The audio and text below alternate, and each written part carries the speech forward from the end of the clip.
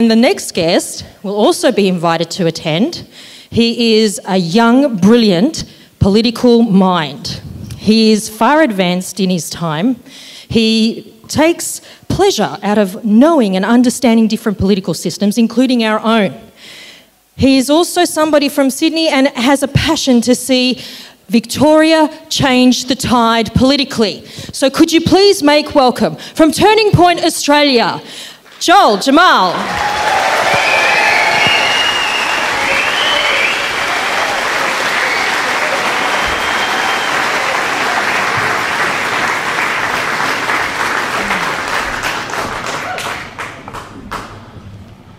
What a crowd. What a crowd. You know, I'm looking at least 200 fired up Victorians bustling outside of the doors. And there's another 1,500 online watching concurrently right now. Thank you, Rukshan. And thank you. And we've got that streaming on Rukshan's platform and the Turning Point platform. Thank you, Rukshan, again. It's an absolute legend. So, I think we all agree with the speakers. Dan's got to go. Tall guy, sorry. It's great. It's great we've got so many different parties. It's great that they're willing to work together. It'll be interesting to see how many rock up again on the 16th of November. But how are we going to help them? I think that the reason why things have gotten so bad in this country is the greatest thing about Australians is we're so laid back. But unfortunately, that's also been our downfall over the last 30 to 50 years. Until COVID came along. And this is the thing with Aussies. I'm only 25, but I understand that with Aussies, you can push them, and you can push them, and you can push them. But the moment you get that breaking point, it's all over. And they will not let it go. And the government has systematically been annoying different groups of Australians on COVID, and now they're moving to climate change. So Australians' apathy hasn't really done them any favours. So how can we arm them? How can we educate them about the political system? Because traditionally, I haven't really paid attention to politics. You know, at least my parents haven't. They always voted Liberal. Some people always voted Labor because they had a trade. Well, this is where Turning Point Australia comes in. I consider myself a bit of a guide. There aren't many neutral voices in Victoria that can sort of be like, oh, look, this is how this works and this is how that works. I'm not a member of any political party. I try to work with all the freedom parties. And I try to help build their platform and get them volunteers and educate their voters. And so, Turning Point Australia, we've got a gift for you guys. We've got 4 projects, and some of you have already heard these. The 4 projects are educational graphics to inform Victorian voters about what political parties are running on. That's coming out on the 1st of November. How to vote cards. These are like recommendations of how we recommend you vote. It's a great starting point, but you can always alter it. It's just a recommendation. Volunteer funneling. We're converting the Turning Point Australia audience into volunteers to help these wonderful parties, because the mainstream media certainly won't give them any press. And we've got a classified project, which I would love to tell you about. I will be telling you about it a bit more online on the 7th of November. But for now, all I can say is it's going to bring transparency.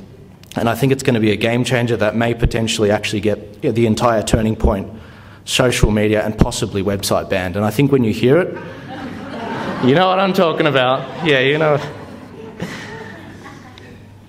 All right, educational graphics.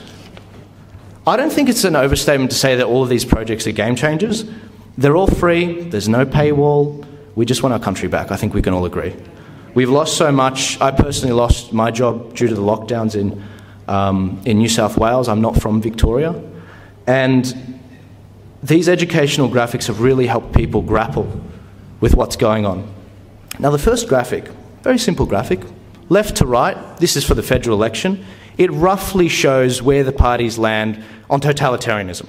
So you've got the socialists on the far left, and you've got the more freedom parties on the right. And I know it's not perfect, but you get the general idea.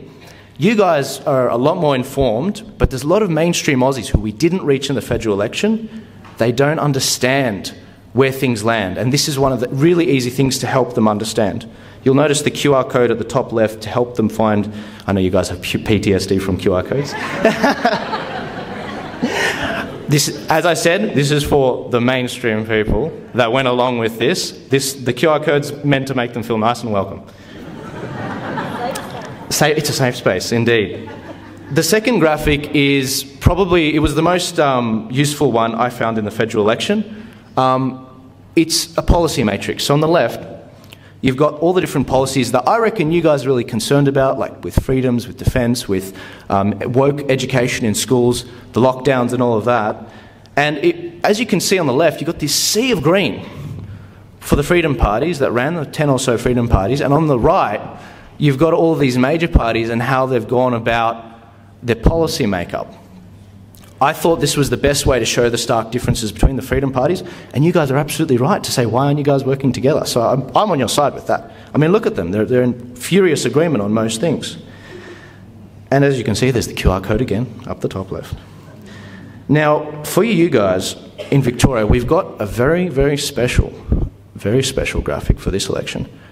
Victoria has a unique problem that we don't have in the other states. As you can see, that's the upper house.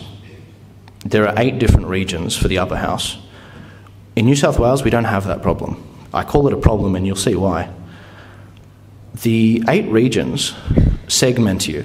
See, in New South Wales, if you're in the north of New South Wales and you cast a vote, it gets added to the guy in South New South Wales that votes, and it's a lot easier to combine the votes. Whereas in Victoria, you're split up into these 8 different regions in the upper house, which makes it harder for you to combine your votes and work together. So what's been going on? Some people have been gaming the system. When you vote below the line, let's talk about that. You control your preference. You have to do a number at least 5 below the line for the upper house. But if you vote above the line, you're only allowed to put 1, and you don't control where that preference goes if that party doesn't get in. The party that you select controls it. And so this presents a bit of a dilemma for us. And as the sort of non-partisan neutral guy in the room, I thought of a bit of a solution for this. So parties, they submit their voting ticket, how they're going to preference above the line. They submit that on the 11th of November, a few days out from pre-polling. That becomes public either on the afternoon of the 13th of November or on the Monday, the day 1 of voting, pre-poll.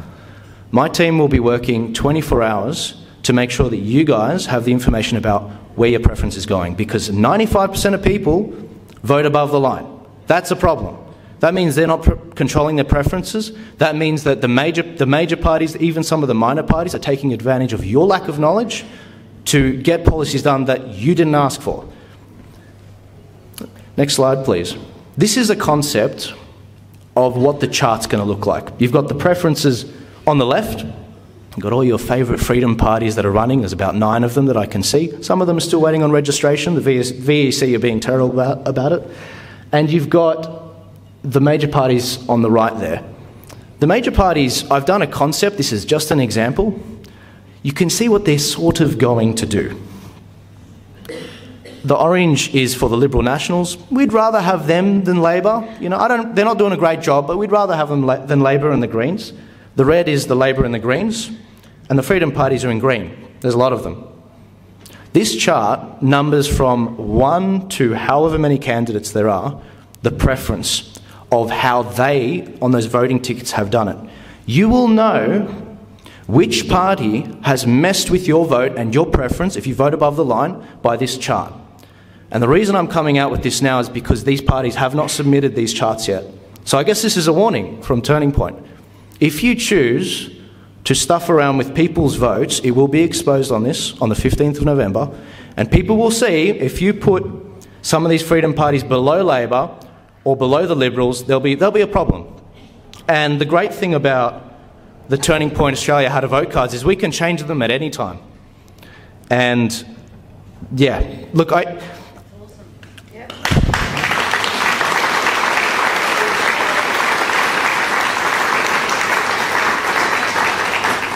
as I said, Victoria lacks some neutral voices in this, and I guess the reason why I copped a 5 a.m. flight from New South Wales is because we do need someone to sort of guide us through this that doesn't have a dog in the fight.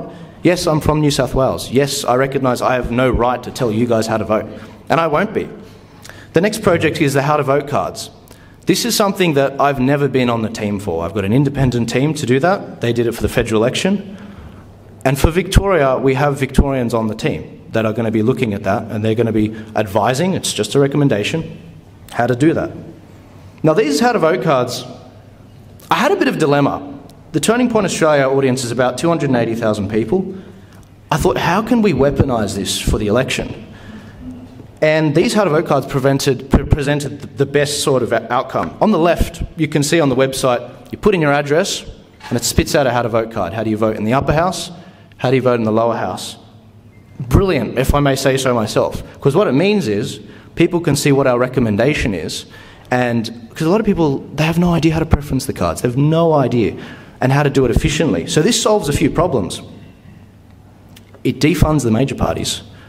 In the federal election, we got 250,000 downloads, 250,000 downloads, and your vote is worth $2.90. It's actually worth something. And that funding goes to the major parties, your first vote. Those how to vote cards, they help defund the majors at least $1.4 million.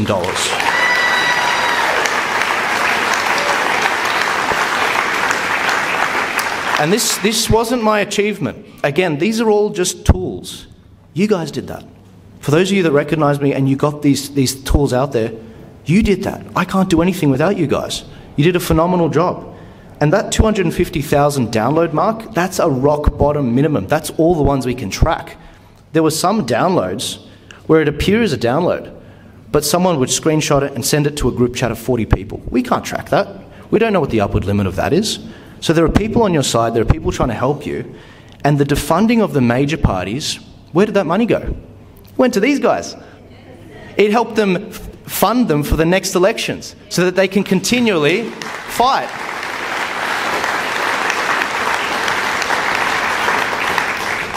These conviction parties, the problem is they've never had a longevity of strategy. I feel like Turning Point can provide that by providing this structured strategy so that we can have a longevity between elections. Because you've got to chip away at this, guys.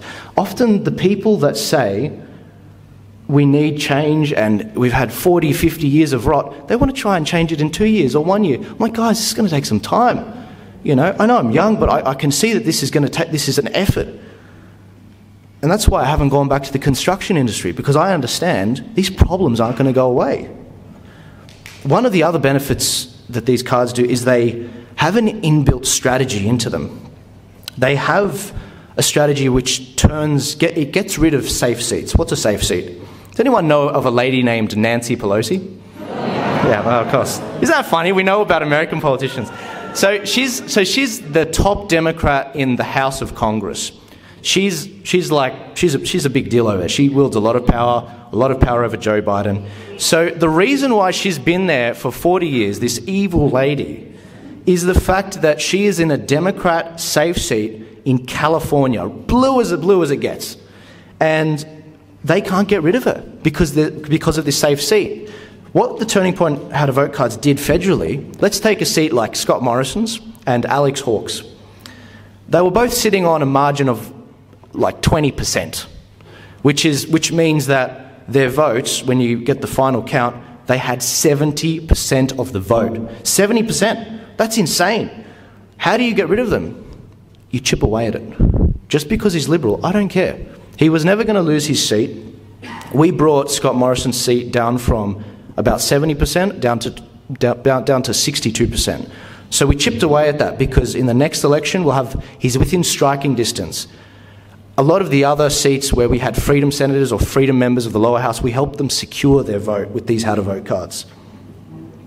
Also, we've talked about a lot of division in the movement in terms of there's too many parties, the preference flows don't work. Topher Field mentioned it before. This efficiently channels the votes. We guarantee you that on the how to vote cards, you will only have Freedom parties at the top and the major parties at the bottom, along with the socialists and all of them. We want to make sure that we're efficiently channeling the vote, because the Greens and Labor, they do it very well. 95% of their votes, they stick with each other. But with us, you know, we've got people putting the Liberal Party as number 2. I mean, what's going on, guys? Don't you want to give each one of these guys a shot and then go to the Liberal parties as a last resort? So these are votes in the pocket. You didn't have to hand out 100 how to vote cards. Our audience, they are efficiently channeling their votes through this. And if you're not happy with their how to vote cards, now maybe you want to go with this party, Freedom Party, over that one, just adjust it, no worries. But share it out, because there's a lot of normies out there, they have no idea about these specific voting cards, and they'll always put Liberal second or first. They need to know about this. And on top of that, it educates people about who's actually running and where they stand. So it's a very good baseline for that. The next one's the volunteer funnel. This is project number 3. Another problem, how do we get more people activated in parties? How do we get... In New South Wales, for example, we had roughly, I think it was 30 to 50,000 people that were members of political parties. That's a problem, because that ends up being 0.5% of the voting population. People in political parties, they pick the candidates, they pick the policies that parties run on, and they pick what kind of messaging they go with. If we're not infiltrating all the parties, then how are we going to try and get better results in this country? So in New South Wales, what was happening, it's better now, we had 0.5% of the voting population dictating policies, who's going to run. No wonder it's gone so woke. The lefties fight so hard. I mean, you've got to hand it to them. They're diligent. They just don't give up. And so we're just getting started. And this is the thing. We can do it. I mean, it's worse than the 1% ruling over us. It's the 0.5%. That's what's going on. The volunteer funnel is something that is really useful. That's an out-of-date graph. I'm not sure if we'll end up helping the Libs or the Nationals in New South Wales because of some legal compliance issue. Apparently, we might have to send it via HQ, and I'm worried that they won't send those volunteers directly to the candidates that actually are in those electorates. How does this volunteer funnel work? I should probably explain that. What is, you go to the website, you fill out a very simple form, your name, your number, your email, all of this will be private, and your electorate. And this email gets sent to 9 parties that you pick, not these parties, these are the federal election ones, 9 parties that you pick that we've partnered with. You can select multiple, and it gets sent to them as a Turning Point Australia email. Now, why is that so good? These guys can't get coverage. These guys don't have the funding to pay someone $200 a day to stand at a polling booth. They have to rely on people of conviction to stand there and hand out how to vote cards, to put up posters. This is a game changer. I think this will really help us. And my warning to you freedom parties, is these people, they can select more than one party. So if you don't get onto it, and if you don't message them back, they might go and help one of the other freedom parties. So just, it's good, healthy competition is great. Love the free market. And the last project is classified. I don't like doing this, I really don't, but I have to do this because I want the pin to drop at the right time. I guess what I can say about it is it's going to bring transparency, it's going to be a game changer, and it's going to be something that we roll out for all of the other states and all levels of government. It's going to bring transparency that we've never had in this country before. And all it does is take public knowledge that most of us are too lazy to look up. I personally am too lazy to look it up. I've got some great volunteers that are helping with this, and they're going to they're going to bring it to you guys on a silver platter.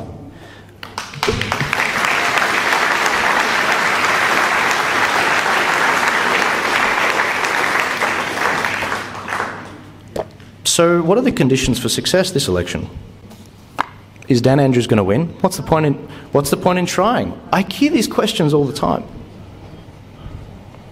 Do you mind coming to the mic?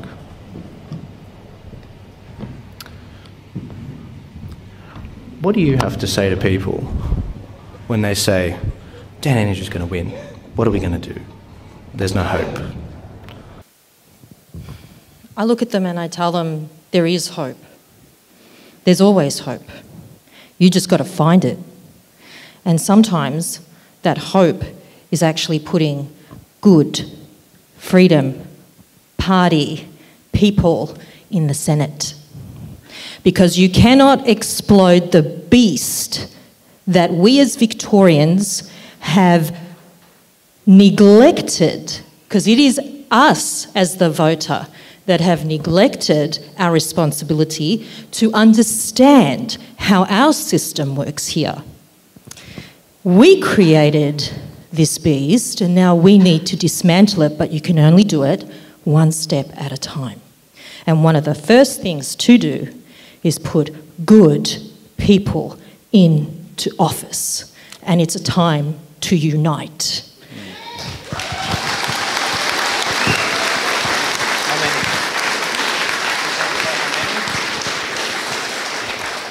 Now, Joel's just asked me how many I think we need to get into the Senate. If we can take a Freedom Party representative, such as Morgan, such as Topher, well, whoever is running, okay, into the Senate, okay? If we can get good people like that into the Senate, and they take a seat off the Greens, off Labor, off any other party that sides with them, then we stand half a chance by getting at least four senators into Parliament. Sorry, we call them members of the Legislative Council, just that's the upper house. That's correct. We call it Senate because it's easier for, you know, people who are uninitiated. It's bad enough we've got a different federally and state. So I'll give you an example. In the southeastern metro region, for the Senate seat in Victoria, we have people like Morgan C. Jonas who's running, amongst other people. So you have 6 senators that can get elected in that particular region. One of them is David Limbrick, and another one that was in there is Adem Somyurek. Now, he got in by a very small margin, courtesy of Glenn Drury and the preference whispering. Now, I think that seat is actually quite winnable. I think a freedom-loving representative can actually be elected and take that off Adem Somyurek. And that can be the start, a starting point. If we can do that in a number of different seats where Labor, Greens and other Labor Greens sympathising parties, and those seats can be taken off them, then yes, we need about 3 to 4 senators actually in there. And then it doesn't matter whether Daniel Andrews wins again. It doesn't matter whether or not Labor gets in again. What matters is that no matter who gets in, including the left of centre Matthew Guy from the Liberal Party, okay, it doesn't matter who gets in, they'll be held to an account. That's right. It puts the brakes on. It puts the brakes on. Thank you. Thank you. I don't see why you guys can't get a good result. I see you guys fired up. I see you guys making a massive difference in this state. We're giving you all the resources so that there's no excuses at all. You have everything you need. I know many people from New South Wales are going to be driving down to help you guys out. And I hope that, you know, even if it turns for the worst, we've got open arms for you in New South Wales and Queensland. If I may say so myself. And the good news is, almost done, in New South Wales, we already have a slight shared balance of power. And it was very helpful in the last couple of years. We are probably going to increase that even more between some of the freedom parties like One Nation and the Liberal Democrats there. And I do believe the UIP are also running there, but unregistered as well. That's right. Thank you, Babbitt. And we have a genuine chance at turning New South Wales into a Texas. The problem is why Queensland we can't do that is because they don't have an upper house, and I've got a plan for that. I think we need to bring back the upper house in Queensland. But in New South Wales, if some of you are thinking about moving after this election, and if it turns for the worst, there's a backup plan. There's always a plan B. But as you can see, I'm not holding back. We're rolling out 4 or 5 different projects. Sorry, the 5th project is we're training up. Absolutely. So we're actually training scrutineers as well. Project number 5, which I forgot to announce, is secure the vote. And how do you do that? Anyone that says to you, it's going to be rigged, it's not going to work, your votes don't count. First off, just say, all right, who's worse, the federal AEC or the Victorian Electoral Commission? And then ask them, if you're so elect about the voting system, why don't you volunteer as a scrutineer? Here's a form. You know what I mean? Why don't you do something? And you know what? A lot of people, I do not underestimate the power that the American culture has over Australia. Yeah, I have PTSD from the 2020 election. I wish Donald Trump got in, I do. And there was an element of the steal there. But look at how far they've come. despite all the things that have happened. They fixed up voting rights in Michigan, in Arizona, and Wisconsin, three of the swing states they need for the next election in the midterms in a week or so. I can't wait to see what happens. 92% of the Trump-endorsed candidates in the Republican Party, they're winning their candidates. People like Kari Lake, if they went through 2020 and they managed to come out of it even harder than ever, why can't we? In Australia, and this is the thing, guys, you want some brutal truth? I'll give you some brutal truth. America, the UK, they see us as an outpost. I talk to many of them over there. They see what's happened in Australia. They're like, oh, it looks like Aussies just, you know, they're the children of prison guards in the convict camps. This is what they think of us. They're like, what happened to the Crocodile Dundees? Where did they all go? There's always a plan B. We're going to fight back as hard as we ever have before. And if we're not successful here, we keep on fighting. New South Wales, Queensland, we keep on going. I'm not going anywhere. You guys aren't going anywhere. I can see you're made of something stronger than steel. And I think we can get a serious result in Victoria, rather, and New South Wales. New South Wales is a different story. We've got some excellent leaders there. See, the thing with New South Wales, just an educational moment. This is a brand ad for New South Wales. We don't have, in the upper house, with the members of the Legislative Council, that's what they're called, it's staggered. When you get in, you're in for 8 years, not 4 years. In Victoria, you guys abolished the 8-year term. And not only are they in for 8 years, but half of them go up for election in the 4 years, and then the other half go up. So in the last election in 2019, we got good people elected like Mark Latham, Rod Roberts from One Nation, and someone from the Shooters, Farmers, Fishers. So we're already a few up. We've already still got the balance of power. We're already starting ahead. And if you look at the federal election results and how people voted, we're on track to retain that balance of power because Labor's going to win in New South Wales. And I'm not saying if. Labor's going to win in New South Wales. But it doesn't matter because we have the balance of power in the upper house. They have to come to Mark Latham. They have to come to the Shooters, Farmers, Fishers. They have to come to the Liberal Democrats. Hopefully John Ruddock gets up. That's what we're trying to do in Victoria. That's what it looks like. And that's how we're going to make a change. Thank you guys so much. You're a legend. Thank you to Rob Costello. Rob, where are you? Where's my South African friend? Stand up, please. Thank you so much. He was on the sound. Thank you for that. Thank you, Rukshan. Thank you to the 1,500 people listening online. Please give it a share. Please get it out there. Ladies and gentlemen, I'll hand you over to the host. Thank you very much. Thank you to Joel from Turning Point Australia. Now, before we open